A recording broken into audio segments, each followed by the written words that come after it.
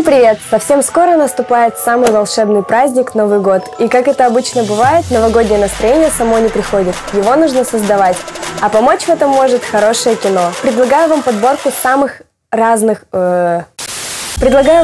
фильмов самых разных жанров, которые помогут вам создать нужную новогоднюю атмосферу. Кстати, насчет «Один дома». Да, это классика новогоднего кино, но... Поэтому о нем и не буду я говорить. Да, это классика новогоднего кино, но это и так понятно, поэтому о нем я даже говорить не буду. Поехали, жестко наезд на «Один дома», походу. Начнем с комедии. Здесь хочу посоветовать фильмы с участием актера Джима Керри. Первый – это «Гринч. Похититель Рождества». Роль Гринча могли исполнить Джек Николсон и Эдди Мерфи, а также на роль Гринча хотели взять Кристофера Ллойда, но по причине болезни он отказался. Поэтому роль досталась Керри, который ее прекрасно исполнил. Злодей Гринч ненавидит праздники, счастливых и радостных жителей своего города и пытается сделать так, чтобы Рождество не наступило.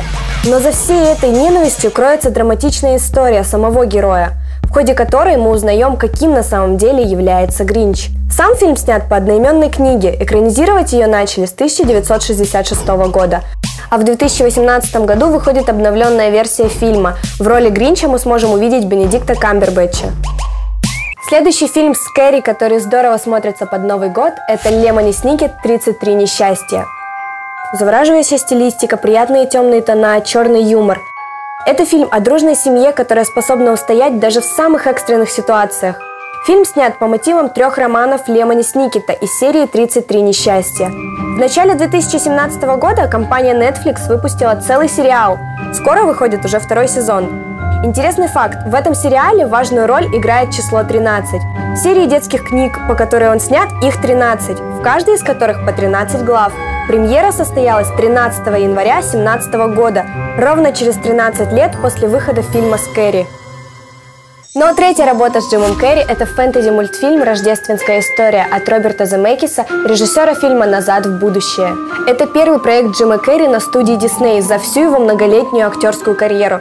В этом мультфильме он озвучивает сразу нескольких персонажей – главного героя Скупердяя Скруджа и духов Рождества.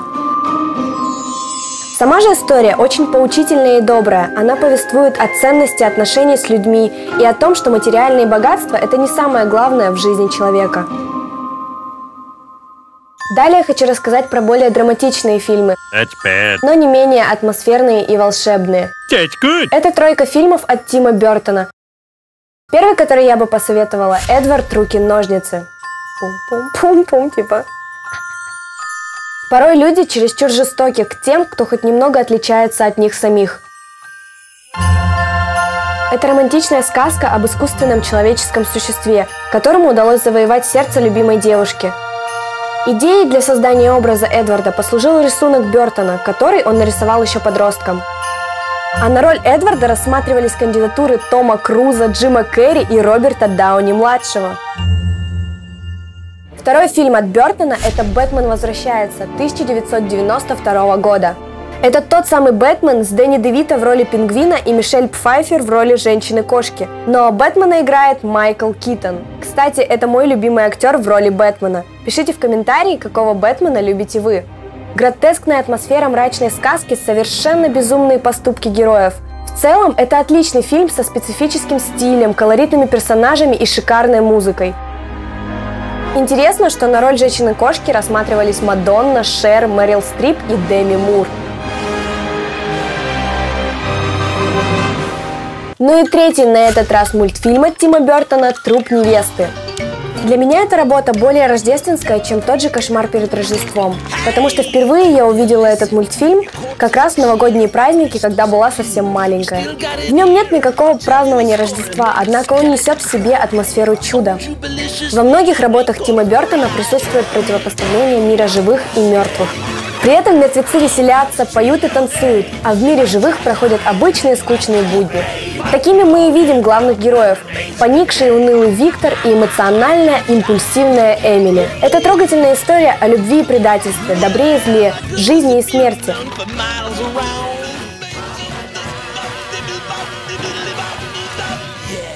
В преддверии грядущего года собаки мы включили в эту подборку замечательный мультфильм детства «Балто».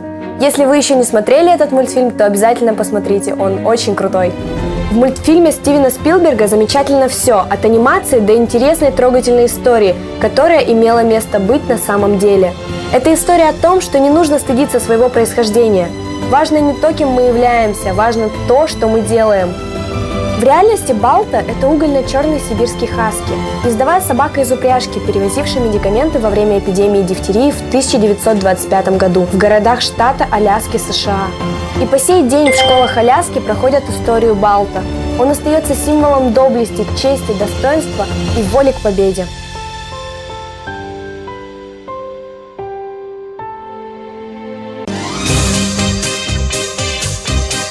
Следующий фильм – это еще одна работа Стивена Спилберга, самый старый в этой подборке фильм «Гремлины» 1984 года. Фильм по жанру – это фэнтези, скорее даже страшная рождественская сказка. Отец главного героя забредает в Чайнатаун и там приобретает подарок своему сыну – маленького зверька Магвая.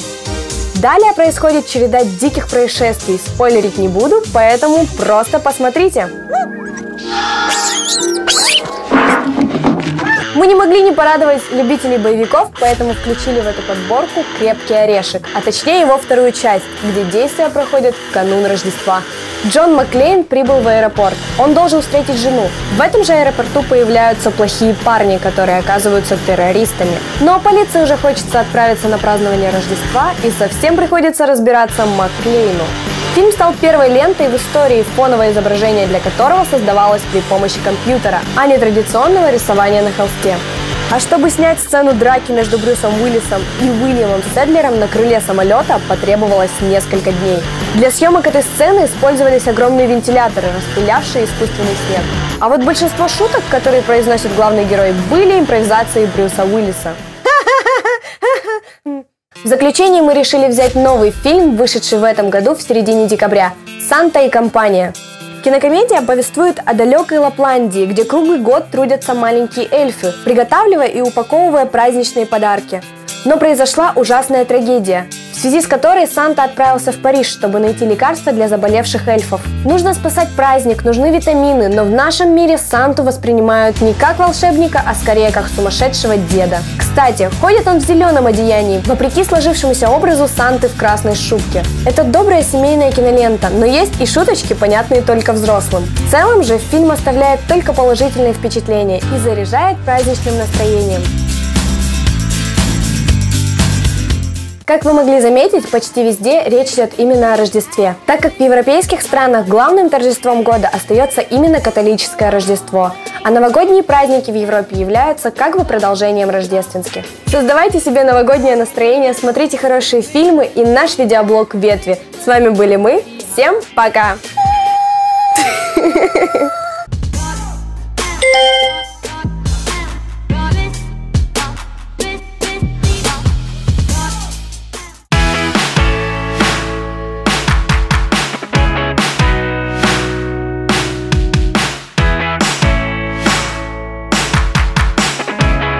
Оценка отлично. Выбери свой путь. Поступай во ФСИЭМ. У каждого дела запах особый. У маляра пахнет краской роба. Куртка шофера пахнет бензином. Блуза рабочего – маслом машины. Руки стилиста – водой душистой. У визажиста – румяной пушистой. Пахнет электрик горелой проводкой. Сладким парфюмом с изысканной ноткой пахнет ведущий в день торжества. Ведь не секрет, пахнут все ремесла.